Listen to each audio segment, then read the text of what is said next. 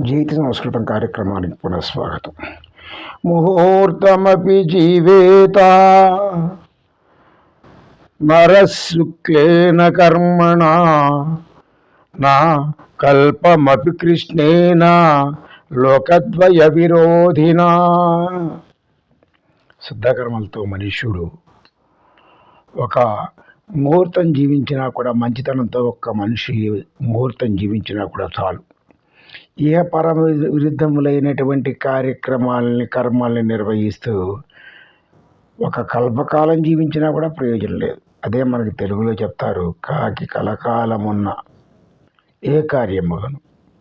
అందుకని మేలు చేసే జంతువు